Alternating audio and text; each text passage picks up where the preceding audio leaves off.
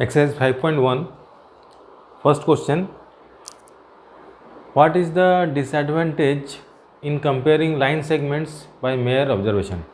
ठीक है, क्वेश्चन का मतलब यह है कि सपोज दो लाइन सेगमेंट यहाँ पे दिया हुआ है और एक का नाम है ए बी और दूसरा का नाम है सी डी।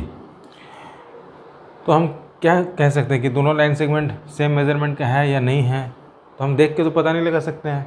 हो सकता है ये 3 सेंटीमीटर हो, ये 3.1 सेंटीमीटर हो या 2.9 सेंटीमीटर हो।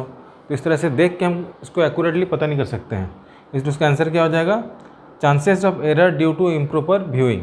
ठीक से अगर नहीं देखेंगे या कुछ और अगर कारण हो सकता है तो हमारा मेजरमेंट गलत हो जाएगा। इसीलिए हमको स्केल का यूज़ करना चाहिए। ठीक है,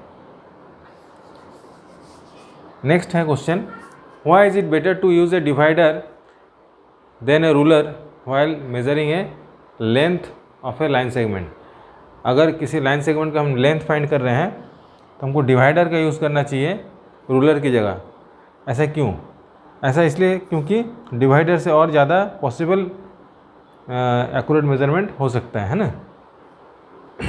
ओके, नेक्स्ट क्वेश्चन,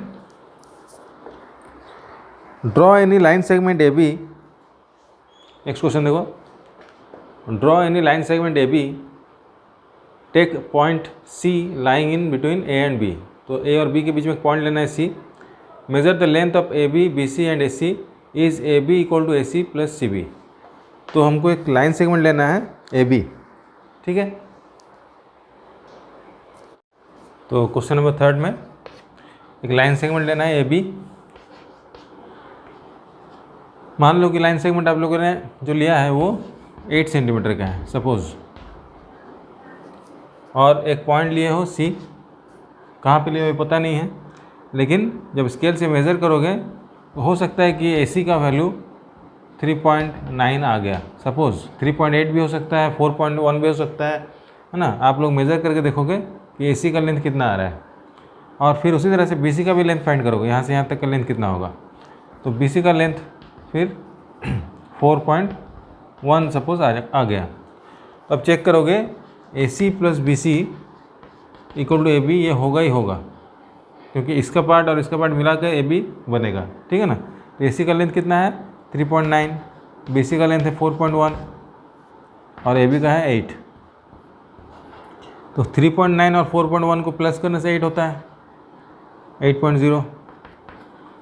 8.0 का मतलब 8 होता है, तो दोनों इक्वल आ जाएगा। 8 सेंटीमीटर और 8 सेंटीमीटर इक्वल आ जाएगा। तो इस तरह से हम कह सकते हैं कि AB plus BC equal to AC plus BC equal to AB होगा।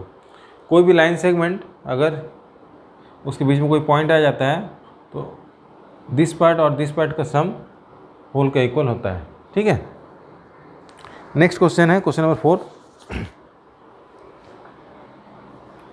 If A B C are 3 points on a line such that AB equal to 5, BC equal to 3 and AC equal to 8, which one of them lies between the other two। तो यहाँ पे देखो question में बता रहा है कि AB है, AB दिया हुआ है 5 सेंटीमीटर और BC दिया हुआ है 3 सेंटीमीटर। तो इस लाइन सेगमेंट और इस लाइन सेगमेंट में एक पॉइंट आ रहा है B, दोनों में कॉमन आ रहा है। इसका मतलब है कि B जो है वो उन दोनों के बीच में होगा। ठीक है, AC तो सबसे बड़ा साइड हो जा रहा है, ये AC 8 सेंटीमीटर हो गया और B यहाँ पे आएगा तब तो AB का लेंथ हो जाएगा 5 और BC का हो जाएगा 3 सेंटीमीटर, है ना। इसका मतलब B पॉइंट बीच में आ रहा है। तो which one of them lies between the two? तो B lies between the other two। ठीक है,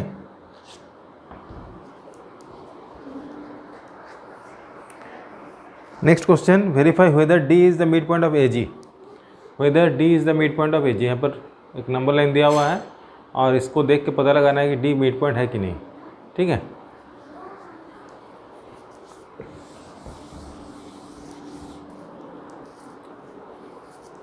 क्वेश्चन नंबर 5, ये जो नंबर लाइन है ये 0 से लेकर 7 तक गया है। 1 2 3 4 5 6, 7 और ए पर 1 है, A B C D E F and G, और हमको पता लगाना है कि डी इसका मिड पॉइंट है कि नहीं, ए जी का। तो ये तो फर्स्ट और लास्ट पॉइंट है ए जी, मतलब 1 और 7 के बीच में। देखो डी कहाँ पे आ रहा है, ए से बी, बी से सी, सी से डी, 3 है ना, यहाँ से 3 सेंटीमीटर का ये हो रहा है। और डी से जी तक कितना होगा, डी से ई, ई से एफ, एफ से जी, ये भी 3 सेंटीमीटर का हो रहा है कि नहीं। तो दोनों तरफ का लेंथ इक्वल हो जा रहा है। Since A D equal to D G, therefore D is the mid point of A G. ठीक है, ए से डी तक का वैल्यू कितना हो रहा है, 3 सेंटीमीटर, और डी से जी तक का भी वैल्यू 3 सेंटीमीटर हो रहा है, इसलिए डी इसका मिड पॉइंट हो गया। नेक्स्ट क्वेश्चन है, B is the midpoint of AC and C is the midpoint of BD, where ABCD lies on a straight line. Say AB equal to CD. तो पहले इसका डायग्राम बनाएंगे 6 number का।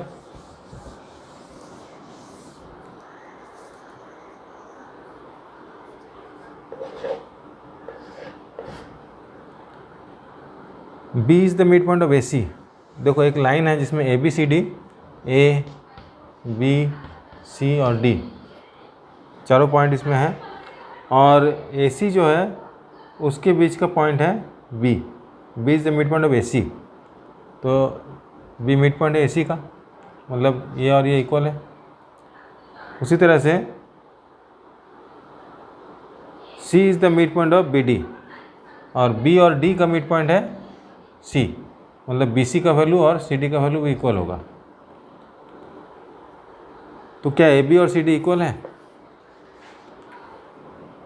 Since B is the mid point of AC, therefore AB equal to BC ये होगा। अगर B mid point है तो AB का लेंथ और BC का लेंथ इक्वल होगा। ठीक है, ये इक्वेशन 1 हो गया। Also C is the midpoint of BD, therefore BC equal to CD, ये सेकेंड इक्वेशन। अगर हम कंपेयर करेंगे तो BC इक्वल टू AB है और BC इक्वल टू CD है, मतलब BC दोनों में कॉमन है। ठीक है, तो BC का इक्वल जब AB है और BC का इक्वल CD भी है, तो इसका मतलब AB और CD इक्वल हो जाएगा। Comparing 1 and 2, equation 1 and 2, AB equal to CD आ जाएगा। ठीक है, question number 7, draw 5 triangles and measure their sides, check in each case if the sum of the length of any 2 side is always less than the third side. तो 5 triangle बनाना है अपने हिसाब से और उनके साइड्स को मेज़र करना है। ठीक है, तो स्केल से 5 ट्रायंगल बना लेना आप लोग, अलग अलग मेज़रमेंट का, इस तरह से।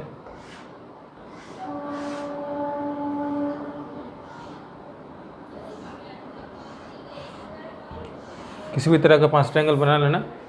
ठीक है, अब मैं एक एग्जांपल दे रहा हूँ, बाकी को आप लोग समझ जाओगे। सपोज़ ये जो ट्रायंगल हमने बनाया, मान लो BC का लेंथ है 4 सेंटीमीटर और AB का लेंथ है 3 सेंटीमीटर।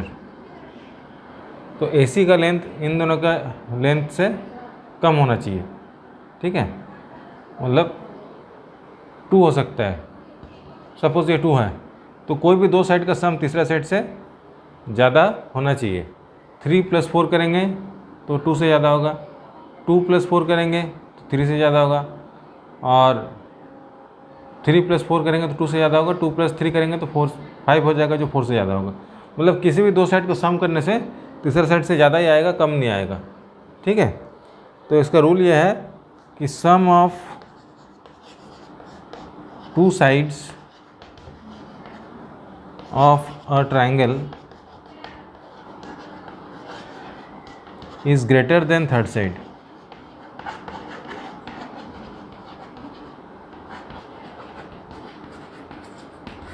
इसका मतलब यह है कि दो साइड का सम तीसरा साइड से कम आ ही नहीं सकता। अगर ऐसा हो रहा है तो ट्रायंगल फॉर्म ही नहीं होगा।